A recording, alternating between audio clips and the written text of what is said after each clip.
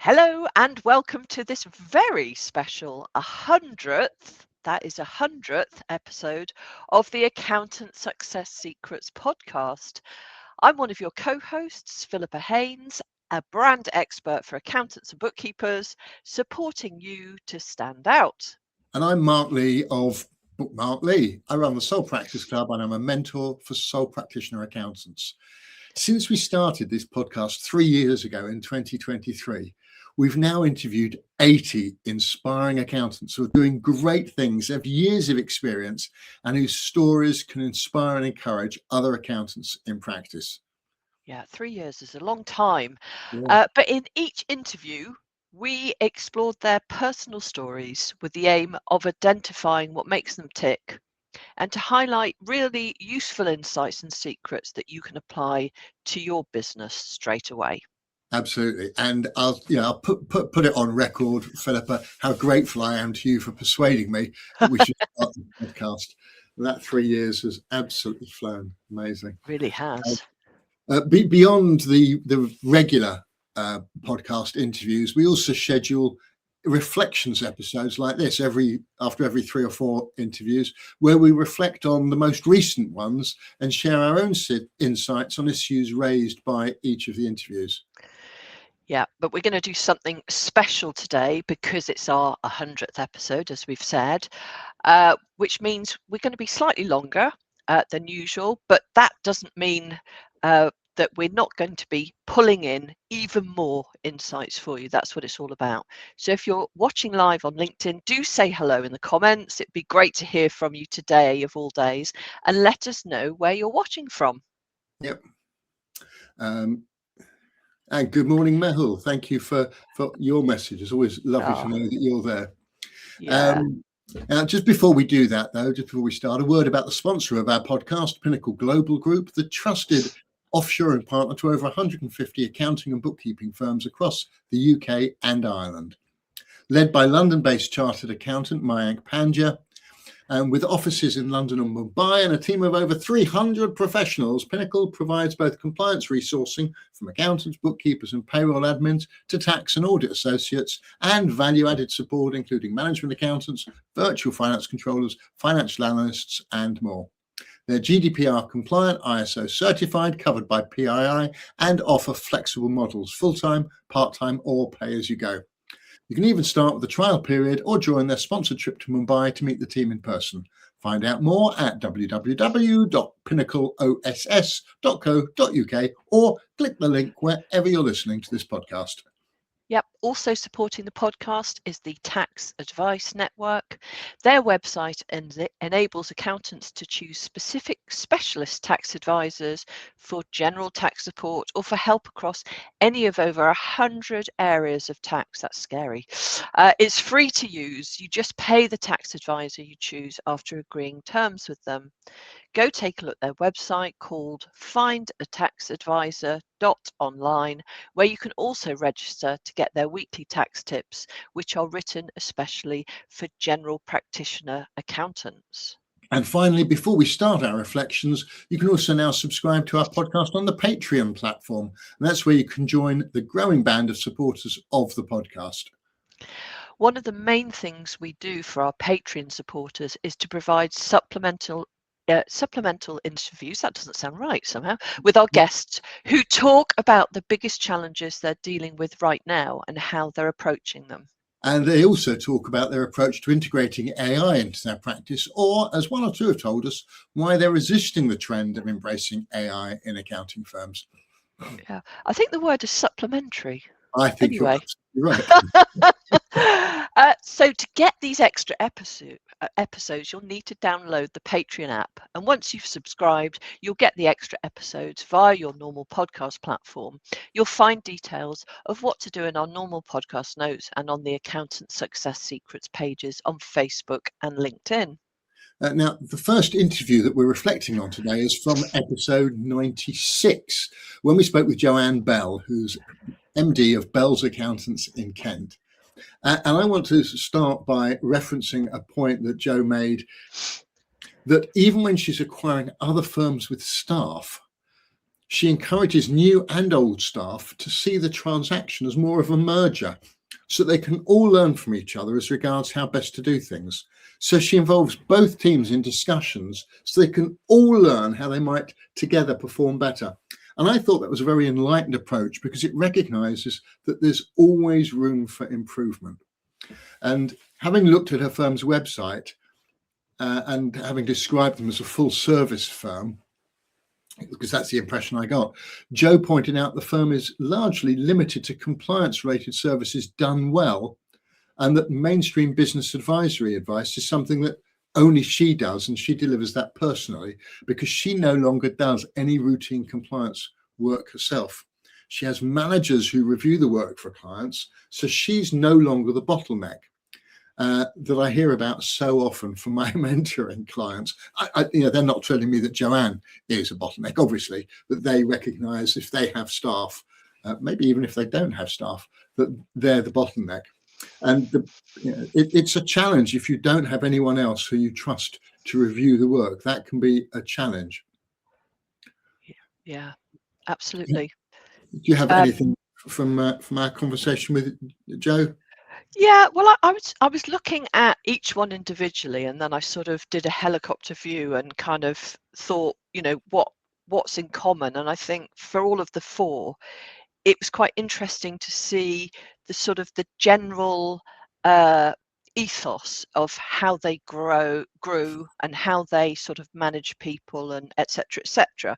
And they're all quite different, and I'll obviously I'll talk about each one individually as we go through. But you're right when you were talking about Jo and her acquisition, and her view of learning as she went along the way, if you like. So she started to talk about when she began her practice, she even didn't know how to sort out a mortgage. She was really struggling, didn't really know sort of even the basics, but then little by little she sort of pulled herself up and started to embrace new things, new learnings. And it felt to me when I spoke to her that she's taken that all the way through to now, where obviously the practice is larger, she's made acquisitions, but she's still working with the teams to say, what can we learn here?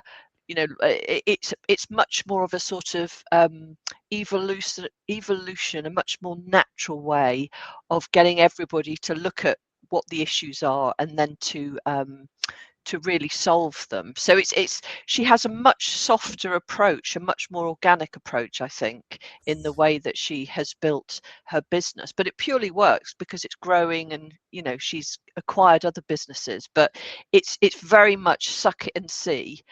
Mistakes aren't a big problem. Where we'll see that with some of the other people that you spoke to, they've got a very different approach to their business, and I'll talk about that as we go through.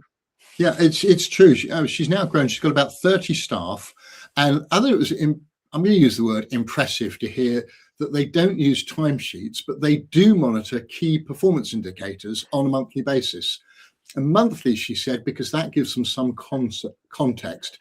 They're only using Excel for this. Jo says that that seems to work fine for them. And I just wanted to use that to stress a couple of points for listeners.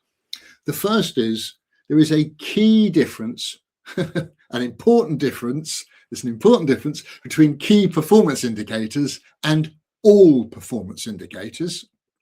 So not all performance indicators are key. And to highlight that, I suggested something that Jo apparently is currently not doing. And she may be getting the same results in different ways. But for any listeners wondering about this, I mentioned using the traffic lights approach to monitoring your performance indicators, financial numbers, other work stats, or whatever. Some of the practice management software out there will do this for you through your dashboard, but you can also set it up in your Excel reports. You simply use conditional formatting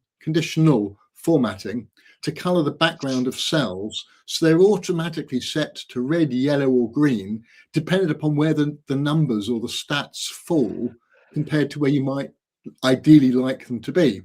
And guess what? Green or white are all those performance indicators where the results don't require any attention.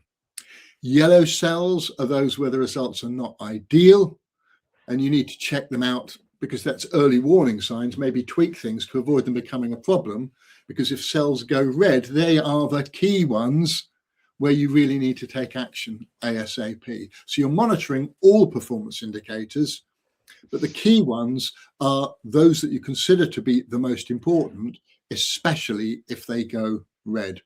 And in time, you might get a clearer picture as to which of the numbers and stats you're monitoring are key for you, where you can take action to keep them going in the right direction. Yeah, very good.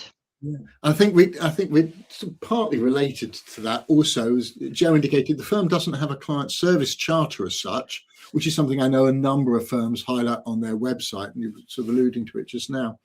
And they use as a way of encouraging all team members to pull in the same direction. And these charters can be called all sorts of things. But she did mention, though, that her firm uses a different approach, which is also quite admirable and ties into what you were saying about her. And it's the firm's decision-making matrix. And they use this apparently to ensure that all management decisions consider the impact on clients, client service, the teams, the office, the firm, and so on. As I say, that's a great approach to limiting the prospect of decisions being taken without properly considering their impact on all key stakeholders. Another approach that I've employed here is the 6 thinking hats, originated by Edward de Bono. I just mention it in case anyone wants to go and check it out.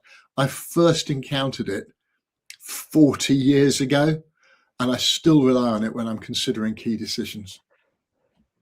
Wow. That's pretty amazing. The 6 thinking hats. Yeah, it's all available online. Yep. Right. We are the next episode 97. We spoke with Dan Heelan, who runs Heelan Associates based in Waterlooville, Hampshire. And what I loved about his approach to his practice, and this was the one where he joined forces with his mother, I think, who was already sort of working in the conservatory or something in the back of the house, and he decided, because he wasn't really that keen on accountancy, I don't think, but anyway, he decided to join his mum, and then of course quite quickly really got into it. But contrary to Joe and how she sort of operates, he's very much, a business is like Lego, and you need to break it to get it to work better.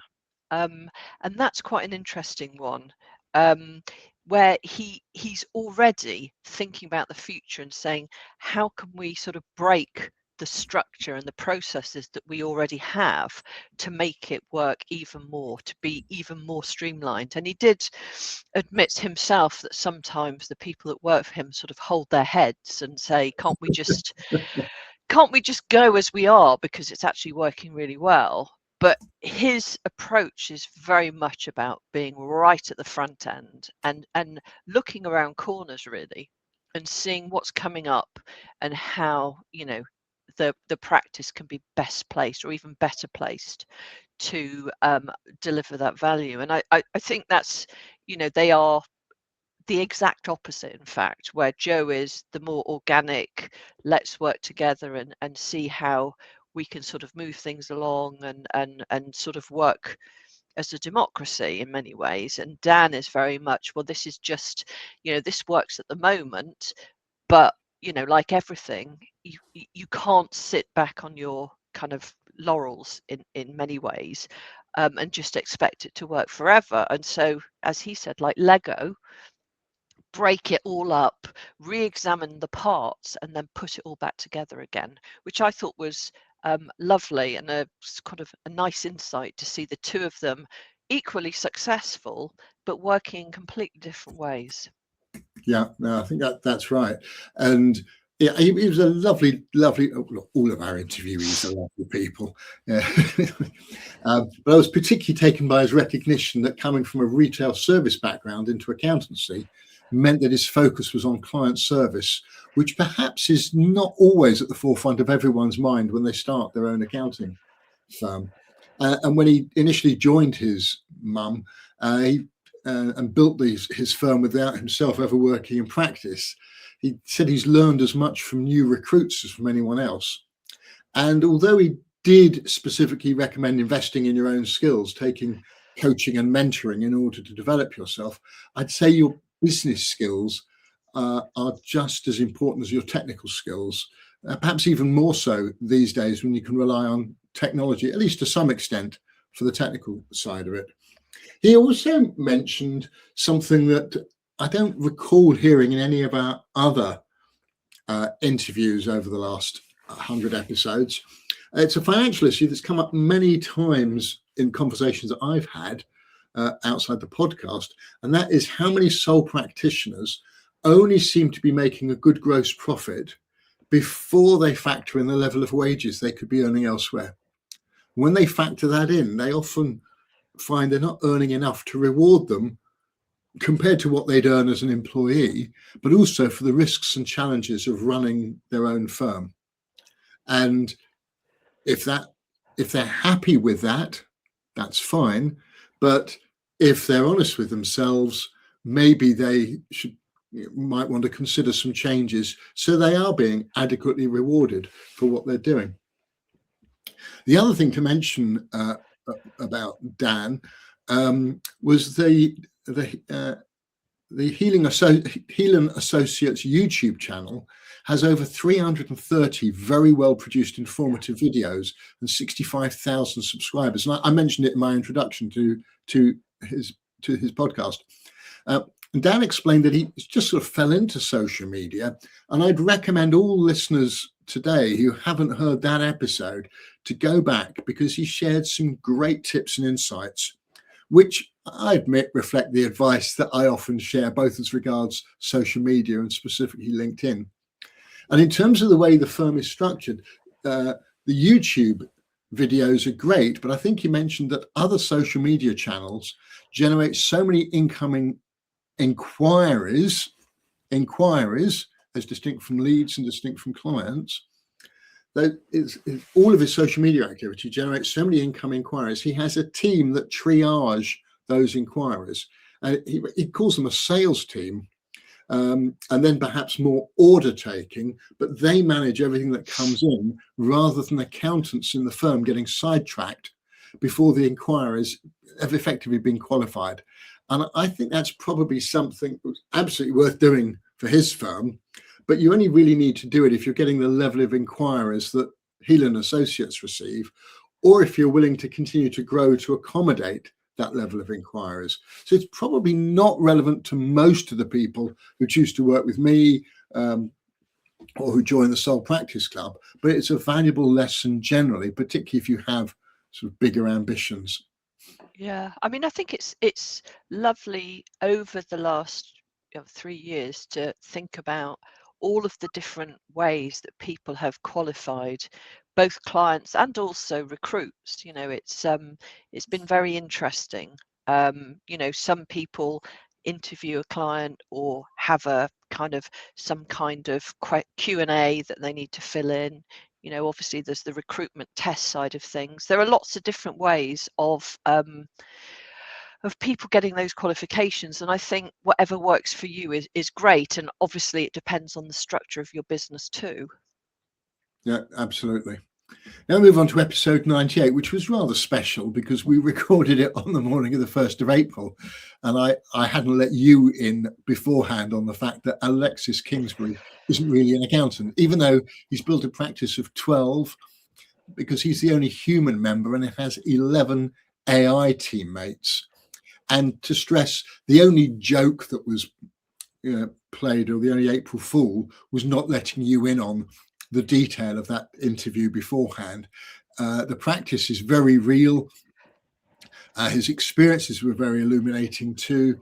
And his book, A Cruel Intentions, is absolutely worth getting hold of. If you, as I said during the interview, if you want to get a much better feel as regards the impact that AI could be having on accountancy, dare I say it, especially in smaller firms, I absolutely encourage you to get a copy of his book, A Cruel Intentions, which explains what happened when he built the world's first 100% AI accountancy practice. It's funny, There's some quite insightful observations in there. And I'd say it's also heartwarming and positive about the future for accountants who are prepared to adapt. Yeah, I mean, obviously there was a bit of a fun element there, and I mean, Alexis is super, I mean, amazing, and just also full of life, very positive, and I think he put himself through the ringer to do this Oh yeah. particular exercise, but I think it's not necessarily meant to be a sort of a long-standing practice necessarily, but it's all about testing AI and seeing where it works and where it doesn't. And I think really that the overall message was that you need to be thinking about the design systems for Yeah. AI and where it will work in your practice, rather than kind of just using AI for everything. But I mean, the way that he'd set it up was extreme, really. Where there was like polyculture, and I mean, he got little sort of profiles for every person. It was really absolutely wonderful, wasn't it? This is yeah. Oh, in terms of the day-to-day points, whether you continue operating by yourself and recruit humans in the normal way, or decide to experiment by building AI team members, which is going to become increasingly feasible and a realistic possibility. Whatever you do will be more likely to lead to success if you start by systemizing your processes and documenting them so you can properly brief whoever has to take them on in the future, whether that's a human or an AI agent or bot. And indeed, having done that, you may even be inspired after reading Alexis' book as well to build in some AI support for your practice. At the end of the interview, Alex did finish by reminding us the reasons that clients engage accountants. And it's a point I've been making for years.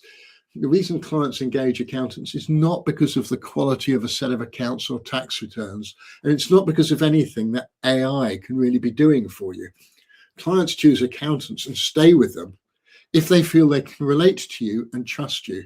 Your skills, your key business skills at building rapport, trusted personal interactions, and the confidence that you generate with your clients are what makes the difference.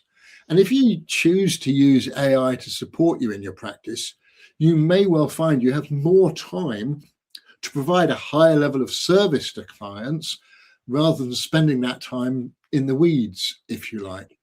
Yeah, and I think it's important to say that he actually not used, but I did a case study with Ryan Piercy, who's I think pretty well known on LinkedIn, who very kindly and sort of very trusting individual said to Alexis that he could use his own set of accounts and just sort of test the system.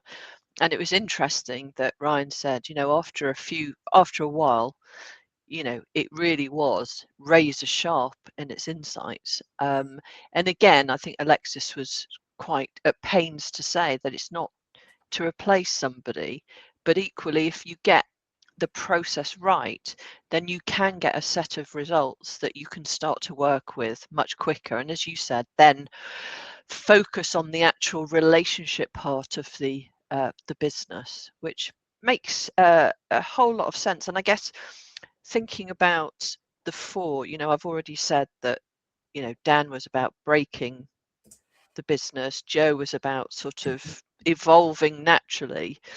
And I mean, this is just sort of way ahead and sort of galloping to the future and creating something that is completely unheard of. And then working backwards, really, that's what he's done, which is let's create something that is completely wild and sounds ridiculous, but then understand what we can take from it and what processes and structures would be required in order to make AI a success. So again, a very different approach, which I think is very interesting. Yeah, I agree. And my final point on the Alexis interview, my final reflection, if you like, is that, speaking to listeners, if you've been choosing to work alone because you don't like the HR side of things or managing staff, and we have heard that from a number of previous guests, and just bear in mind that one powerful observation that came out of Alexis's experience and from his book is that you can develop your practice further than you could a few years ago without engaging any new humans to help you. Yeah, exactly. Absolutely astonishing. Yeah. So I think, I mean, again, it's an extreme example, and I think Nick, who's listening in now, I think she was saying, you know, that a little bit kind of ridiculous, and I think we all admitted that it was quite kind of extreme in nature, but I think it illustrates where we're going. So it was never meant to kind of be an April Fool or to trick people or to, not provide really, amazing work for clients, but it's very much a test bed, which is, I think, really interesting and important. Right, we need to go on to the next one, do we? Yeah, absolutely. Our most recent interview with Hannah Miller on episode 99, she was very upset she wasn't number 100, but hey, Hannah, you've appeared on 100, so that's good. Yeah. She's a chartered accountant and chartered tax advisor who runs Chipperfield Accountancy with her husband in Hertfordshire. And I think her approach and her husband's approach is very different again. So she is, as she says herself, very low tech, low AI, isn't really looking at sort of embracing too many software kind of complications, but just doing a really good job of hand holding her clients and delivering really spot on kind of advisory. And I say advisory because of her background, where she's come from, with a high skill level of kind of tax experience, coming from a very large corporate background. And she's almost taken that big corporate background and kind of distilled it into a much smaller practice, but with a very, very good grounding and understanding of all of the tax, I'm going to say shenanigans, but you know what I mean. Oh, So it's very but much it's so. low tech. She has really no she's not that worried about technology, and she says, she struggles with it. But I think that's okay. I mean, the message Of is course, that we've seen absolutely. 4 people here that have completely tackled things in a different way, Yeah. and they're all succeeding, and they've all got extremely different ways of approaching things. And that for me is the biggest takeout, which is be you, work to your skills, not to your, Alexis is obviously very much that sort of high end, high tech person who just is quite happy to never sleep and drive himself crazy setting this up. But then we've got Hannah, who is very experienced and knows, exactly what she needs to do and what she can bring. Very different. I'm just picking up on what Nikki is saying here. Uh, yeah, she's In the, talking in about the comments. AI. Pardon? In the comments.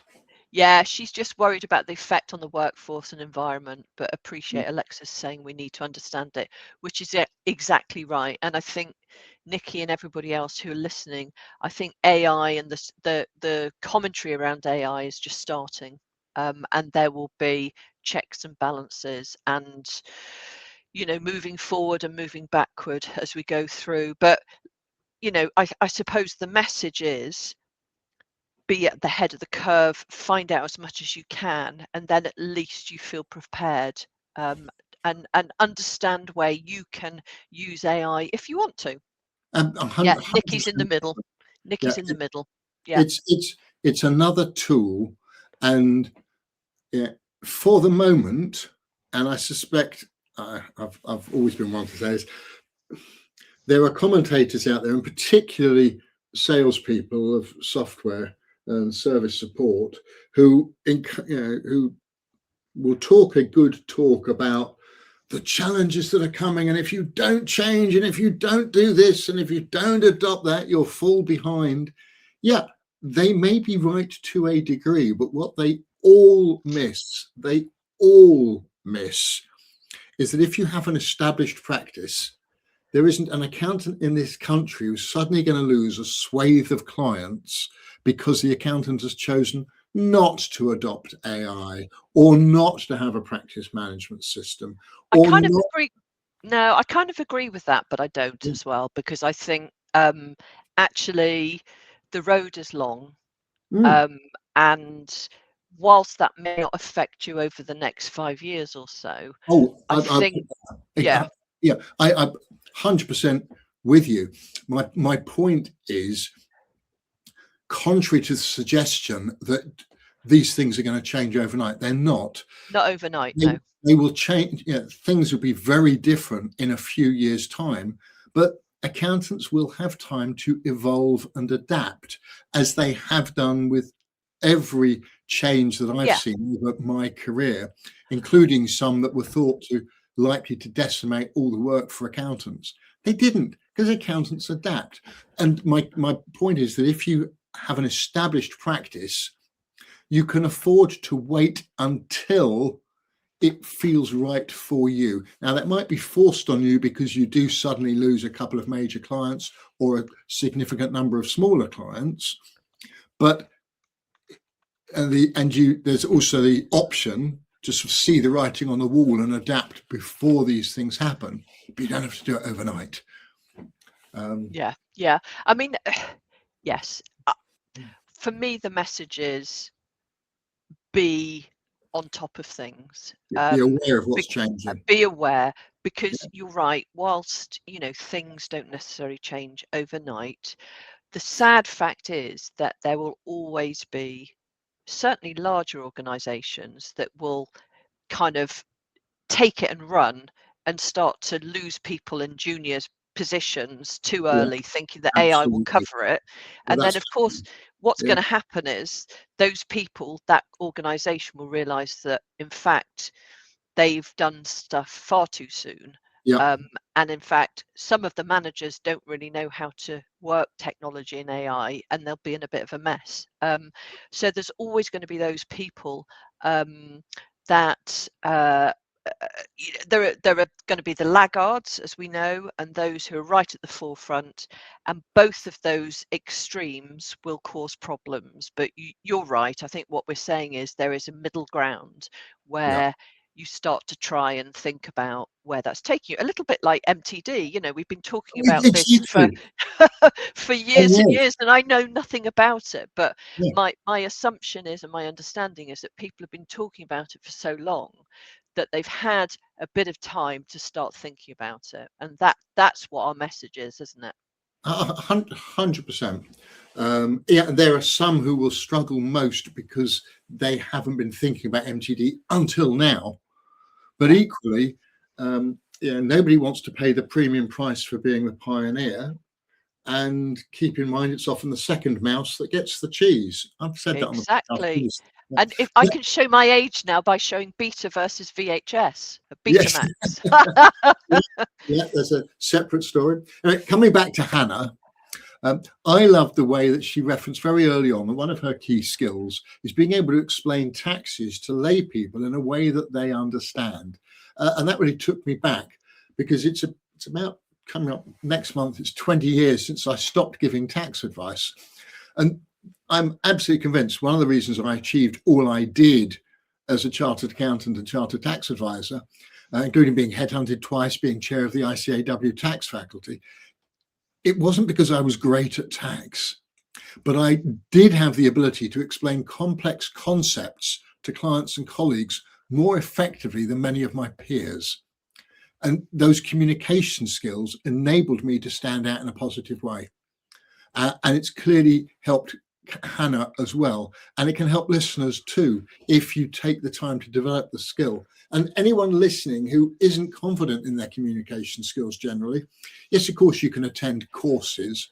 But the other thing you might consider is joining your local Toastmasters group, Toastmasters International. They're all over the country, and there's a lot of peer-led support and encouragement to develop the confidence to stand up and speak in public.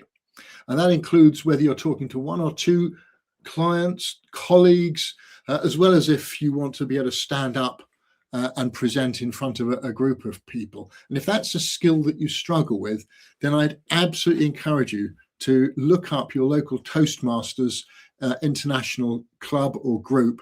It's nothing to do with what we in the UK consider to be red-jacketed Toastmasters of events.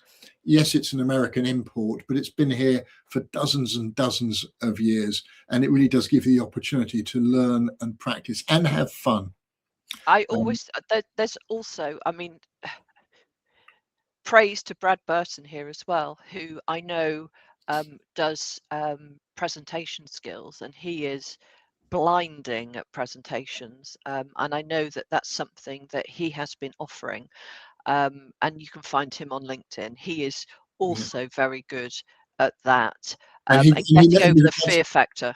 Yeah, he knows the accountancy sector. He certainly does. To be fair, I know dozens of presentation skills trainers through my involvement in the Professional Speaking Association, which is sort of a step up from Toastmasters. But if you want regular practice rather than just being told what you need to do and a sort of one-off presentation, then Toastmasters is the route to go.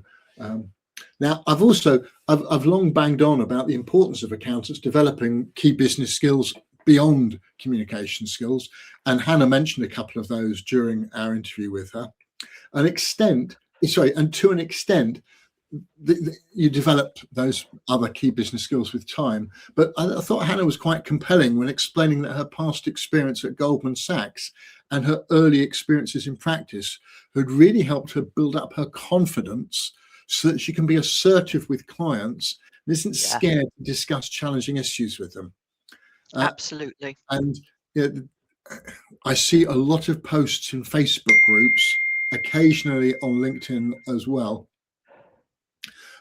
where accountants, bookkeepers are allowing themselves to be doormats, where maybe they don't have the experience, but they certainly appear not to have the confidence to stand up to difficult clients, challenging clients. And I can think of a number of my mentoring clients who've told me that the work we've done together has really helped them in that regard. There's a couple of other points I wanted to reflect on from the interview with Hannah. The first one is she made it very clear that she's happy to tell her clients she knows what she doesn't know, and she knows when to refer to a specialist rather than trying to do stuff herself that's beyond her experience and knowledge level. And that's all highly commendable. And of course, it prompts me to mention the Tax Advice Network that supports the podcast. And I do this in the context that a lot of people know someone who knows a bit about tax, but quite often accountants need access to a specialist for particular client issues and particular tax issues. And recognizing the need to do that and then using the Find a Tax Advisor.online website can help you avoid risking your credibility, the credibility of your practice and of your clients, by going to somebody who knows a bit more about tax generally than you do, rather than a specialist in a particular area. But it's perhaps simplest if I just recommend an approach. Again, I've talked about for many, many years. If a client approaches you or prospect approaches you and asks you a tax question, just imagine it was a parent or other loved one who needed help with that tax issue. And if you wouldn't trust yourself to get it right for your loved one, and you'd want to speak to a specialist before giving advice to a person you really care about, then I strongly urge you to adopt the same standards when clients need tax advice on areas where you feel you may not have the necessary specialist knowledge or expertise. I know I would say that, wouldn't I? But I think it's really important. Right. Yes. We probably ought to wrap up with some of our overall reflections, hadn't we? Yeah. So normally that's where we would leave our reflections. But I've done a little research, reminding myself of what we've learned about the profession and about accountants running their own businesses since we started this podcast 3 years and 100 episodes ago. And the first thing to note is perhaps the most common recurring themes that have come up so often in our interviews. How so many accountants started their practice undercharging, not realizing the value of the service they were delivering, taking on anyone and everyone because they needed the money, perhaps not having enough funds behind them to enable them to start the practice up in the way that they would want it to go. And we've also spoken to a number of people who did ensure that they either had enough funds behind them to let them build the practice the right way for them, or they had permission from their employer to start the practice up alongside a full-time job. So again, they weren't desperate to take on anyone and everyone. And those were all very, very common themes. Yeah, related to that being the sort of removing and rejecting clients who refuse to pay decent fees once you can afford to do that.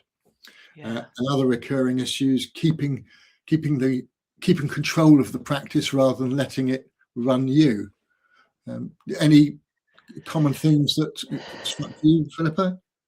Yeah, I mean, I think it's interesting. I mean, with us, this podcast, we only talk to accountants and bookkeepers who have been operating for 5 years or more. And I think, as you would say yourself, it's because those first few years are sort of touch and go. And I think most of the people we've spoken to say that it's taken them at least 5 years to really know what they're doing and to get up to speed and understand that maybe they shouldn't be taking on this all of the clients that come to them. But it's that sort of steady drip feed, isn't it, of understanding. And I think that's what's really important for anybody that's listening to this, that you do make mistakes, you do end up doing things at the beginning of your practice that you wouldn't dream of doing later on, and that's okay, because you've got to a point where you can start to state your own terms, but that comes with experience, and that comes with understanding who you are, what you value, and it's a growth program, really. Yeah, so that would be my one comment about everything that you've said there, with whether it's about pricing or finding clients. I think when we were talking beforehand, and I mentioned those points, you picked up on some other common themes, that the challenges of recruiting, getting the right people, something Yep. we've reflected on a number of times, where I've shared my ideas and advice there. And one I don't think that I've shared on the podcast that I'll share now is, if you feel that recruitment hasn't worked well for you, can you be honest enough to identify at which stage needs to change? Because I think there's 5 stages where things can go right or wrong when you're recruiting. And quite often when an accountant says they tried to recruit something and it didn't work, they haven't always considered where it didn't work. So those 5 stages, if I can do this from memory, the first one is identifying the role, being clear as regards what the role is. What skills does the person need to have? What personal qualities do they need to have? And what is it you need them to be able to do? So the first one is the role. The second one is the interview or interview process, and planning that out, making sure that you listen enough in order to ascertain if this person does have the relevant experience and ability and style and approach, and whether they'll fit in, etc., and whether you're offering them what it is they're looking for. I think it was a mentoring client rather than a guest on the podcast who said that they struggle to recruit because they want everybody to come into the office and be in the office 5 days a week, and they keep interviewing people who don't want to do that. Well, okay, maybe we have to adapt and accept that. But so that's the interview process. The third one is the offer, how you present the offer, not just the salary, but the conditions and terms, and the ability for flexi working and that sort of thing. The fourth stage is induction, how you bring them on board right at the beginning, introduce them to other people, explain how things work, look after them, make them feel wanted and encouraged. And then the fifth stage is the review within the probationary period, and making sure you address that effectively as well. And quite often when recruits haven't worked out well with sole practitioners who tell me their stories, it's often one of those 5 stages, and not necessarily all of them. I can think of one occasion where everything that could have gone wrong did go wrong, but wow, great lessons going forwards. Right, good stuff. I think we probably need to wrap up. Anything else that's that you've noticed before we go? Well, I think the podcast guests that listeners probably gained most from are those who built their practices around people, purpose, and deliberate choices rather than just around compliance alone. And those interviews repeatedly evidence how they succeeded through having the confidence to be themselves, to be authentic, focused around what their clients need. They've got a handle on their pricing and fees, often only after a long time. Many, by all means, not all, have benefited from niche positioning. Plenty of people we've interviewed make no effort to niche and yet attract more clients simply due to the reputation that they've built generally. And we've also heard a lot about systemizing the practice and the attractions of only seeking sustainable growth rather than going out there to do that much more. Yeah. But I think that's good stuff. Yep. Well, that was longer than usual, but we need to bring things to a close, sadly. Yeah, we'll be back next week in episode 101, not room 101, episode 101 with our next interviewee, Richie Lennon. Sorry, Richard. Yep. You'll find all of the interviews and episodes we have mentioned on LinkedIn, YouTube, Spotify, Patreon, and Apple Podcasts. If you feel we deserve it, please give us a 5-star review on Apple Podcasts to help us reach even wider audiences. Please also let us have your feedback and share the love online too. And if you're a listener who just searches online each week for the next episode, or you only watch this on the LinkedIn feed, do please subscribe on one of the podcast channels, or even better, on our Patreon channel, so we have a better idea of how many regular listeners we have. Yeah. Just before we finish up, our thanks again to the sponsor of this podcast, Pinnacle Global Group, your trusted outsourcing partner. Do check out their website and let their CEO, Mayank, know how you heard about the podcast and how you heard about Pinnacle Global. Yeah. On the Accountant Success Secrets podcast. Yeah. Just in case you'd forgotten which podcast you were listening to. Our thanks to the Tax Advice Network, the easiest way for accountants to reach specialist tax advisors. Remember, there's no charge for using the website, findataxadvisor.online, where you can also register to try their weekly tax tips, written especially for general practitioner accountants. And Philippa, should we quickly just share our contact details in the traditional way? How can listeners find out more about you? Yeah. Find me on LinkedIn if you are interested in working around your story, thinking about your marketing and your brand, then please do get in touch. And Mark, how about you? Same with me, my website, bookmarklee.co.uk, details of my upcoming LinkedIn masterclass there, the Sole Practice Club, mentoring, speaking, also on LinkedIn, Mark Lee FCA or /bookmark Lee. In any event, I'd encourage you please to reach out and connect with both Philippa and me on LinkedIn, and please follow the podcast pages on LinkedIn and on Facebook. That's it. We are done. 100 episodes in the bag. Amazing. Many thanks, Philippa. Really appreciate it. Until next time on the Accountant Success Secrets podcast, or anywhere else we might meet online or in real life. Bye-bye for now. Bye.